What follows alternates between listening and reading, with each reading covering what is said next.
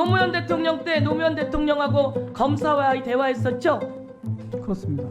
그때 노무현 대통령에게 온갖 거 갖다 대치기해서 물으셨죠? 대통령이 그런 여론조사를 요구했다는 거예요. 당선 무효형이에요. 그래서 이와 관련해서 특검에다가 넣고 서영교 국회의원입니다. 법제처장님, 대통령 지지율이 여론조사 꽃이 가장 정확하다고 하는데 여론조사 꽃에 의하면 19%까지 떨어졌어요. 사상 최초로 10%대로 떨어졌어요. 오늘 조금 전에 나온 리얼미터에 의하면 지금 사상 최하로 떨어졌다고 이야기해요. 무슨 얘기인지 아시겠습니까?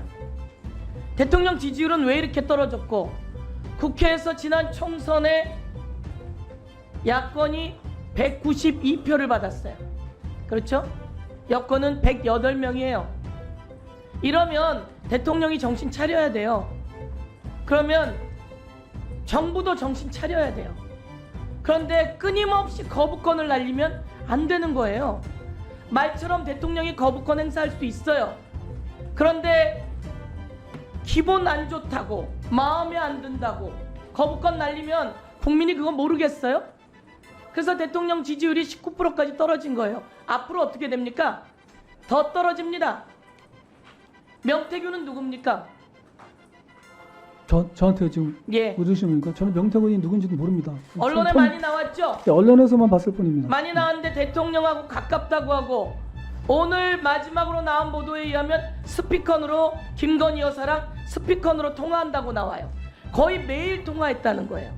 그리고 여론조사를 대통령이 해달라고 후보 시절에 해서 여론조사 비용 3억 6천만 원어치를 해줬다는 거예요.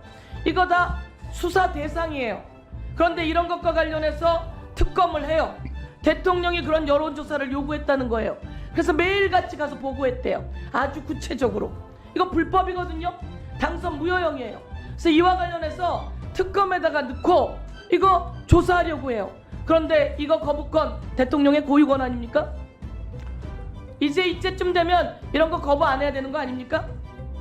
자기 자신에 관해서 여론조사를 수십 번을 했고 3억 6천만 원어치 돈 받으러 갔고 그랬더니 김영선을 공천으로 주고 이런 식의 얘기가 다 나와요. 이거 다 들었죠?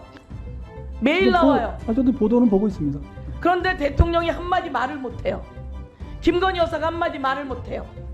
그러면 이거와 관련해서 특검을 해요. 그럼 이거 대통령이 거부하면 됩니까 안 됩니까? 답변을 요구하시는 겁니까? 예, 해보세요.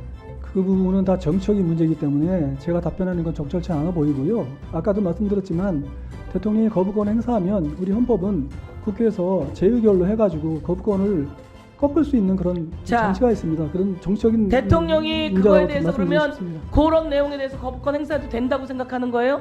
그 부분을 그거 지금 상정해가지고 법안이 나오지도 않았는데 지금 제가 그거를 거부권 행사해도 법안은 된다고 저희가 올려놨지요 말씀드렸습니다. 다. 그러니까 자, 그동안에 법제처장님, 윤석열 대통령의 변호인이었습니까? 맞습니다. 윤석열 대통령 장모의 변호인이었습니까?